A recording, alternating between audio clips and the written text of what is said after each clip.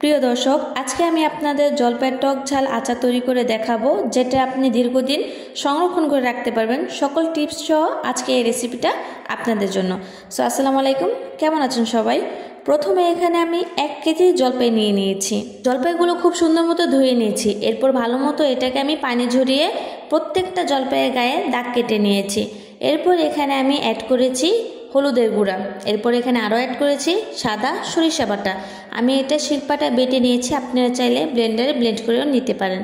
এখন এটা খুব ভালো মতো আমি মেখে নেব, যাতে করে জলপাইয়ের ভেতরেও এই মশলাগুলো ভালো মতো যেতে পারে।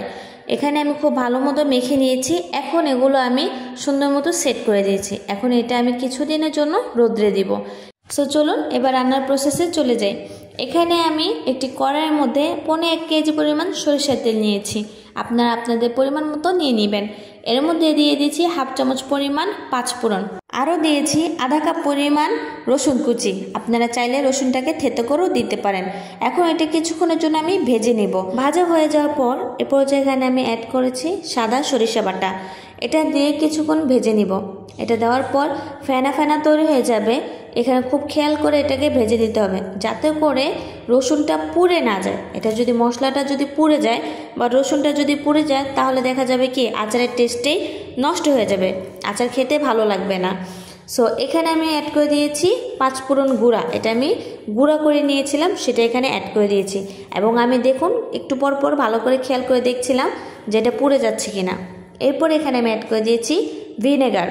এখন এর মধ্যে দিয়ে দিয়েছি 1 চামচ মরিচের গুঁড়া, আধা চামচ ধনিয়া গুঁড়া এবং আধা চামচ হলুদের গুঁড়া। এটা দিয়ে কিছুক্ষণের জন্য কষে নেব। এবং দিয়ে দিয়েছি 2টা দারচিনি, 1/2 চামচ পরিমাণ আদা রসুন বাটা দিয়ে এখন এটাকে খুব ভালো মতো কষিয়ে নিতে হবে। এখন দিয়ে দিয়েছি এর মধ্যে স্বাদ মতন লবণ। এখন এটা খুব সুন্দর মতো নেড়ে চেড়ে কষিয়ে নিয়েছি। কষানো হয়ে যাওয়ার পর এখন আমি দেখুন বাটিতে করে মশলা উঠিয়ে রাখছি। এটা আমি যখন নাকি পরিবেশন করব ঠিক সেই সময় এটা ব্যবহার করব। এতে করে বছর জুড়ে আপনি আচারটা সংরক্ষণ করতে পারবেন। এখন বাকি মশলার মধ্যে আমি জলপাইগুলো দিয়ে দিয়েছি। এই জলপাইগুলো আমি 3-4 দিন রোদ্রে দিয়ে শুকিয়ে নিয়েছি। আপনারাও ঠিক এভাবে জলপাইগুলো রোদ্রে দিয়ে শুকিয়ে নেবেন। এতে করে দেখবেন আচারের মধ্যে কোনো ফাঙ্গাস পড়বে না। এবং আমি আপনাদের যে প্রসেসগুলো দেখিয়ে দিয়েছি সেভাবে যদি আপনারা আচারটা তৈরি করেন, তাহলে দীর্ঘদিন রেখে খেতে পারবেন। এখন এর পর্যায়ে আমি অ্যাড করে দিয়েছি বিট লবণ। এখন এটাকে ভালো মতো নেড়ে চেড়ে মিশিয়ে নিয়েছি এবং এটা কিছুক্ষণের জন্য আমি দমে রেখে দিয়েছিলাম। এখন এই পর্যায়ে অ্যাড করে দিয়েছি পাঁচফোড়নের গুঁড়া। পাঁচফোড়নের গুঁড়াটা শেষের দিকে দিলে দেখা যায় কি এটার স্মেলটা খুবই স্ট্রং আসে। এখন এটাকে আমি আবারও ভালো মতো নেড়ে চেড়ে মিশিয়ে নিয়েছি, কারণ যেহেতু এখানে পাঁচফোড়ন দিয়েছি, এটা ভালো মতো মিশিয়ে না নিলে দেখা যায় আচারের ভিতরে এই পাঁচফোড়নের গুঁড়ার মশলাটা যাবে না। তো এটা আমি কিছুক্ষণের জন্য আবারও ভালো মতো নেড়ে চেড়ে মিশিয়ে নিয়েছি এবং আমি লবণটা একটু চেক করে দেখে নিয়েছি, কিন্তু এখানে আরেকটু লবণ লাগবে, তাই এখানে আমি আরেকটু লবণ অ্যাড করে দিয়েছি। এখানে আমি আরেকটু বিট লবণই অ্যাড করেছি। আপনারা নামানোর আগে অবশ্যই লবণটা চেক করে দেখে নেবেন। প্রথমে দেখেছিলেন যে আমি একটুখানি মশলা বাটিতে রেখে দিয়েছিলাম। সো এটা আমি বয়মের নিচে আগে দিয়ে দিয়েছি, যাতে করে নিচে ফাঙ্গাস না পড়ে। আচারের মধ্যে বেশিরভাগ দেখা যায় কি নিচে ফাঙ্গাস পড়ে অথবা উপরে ফাঙ্গাস পড়ে।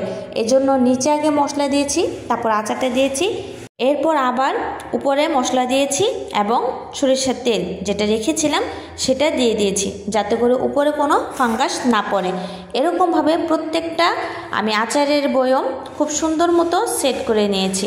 আমি যেভাবে টিপসগুলো আপনাদের দেখিয়েছি, আপনারা যদি এই নিয়মে আচারগুলো সংরক্ষণ করেন, আপনারা বছর জুড়ে আচারগুলো রাখতে পারবেন। এবং অবশ্যই এটা কিছুদিন পর পর রোদ্রে দিবেন।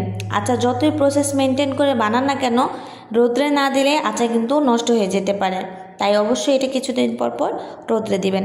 আমি এই তো সবগুলো আচার ভালো মতো সেট করে নিয়েছি এবং ঢাকনা দিয়ে ঢেকে রেখেছি। ভিডিওটা আপনাদের কাছে কেমন লাগলো সেটা অবশ্যই কমেন্ট করে জানাবেন। সবাই ভালো থাকবেন, সুস্থ থাকবেন এবং আমার জন্য অনেক অনেক দোয়া করবেন। আল্লাহ হাফেজ।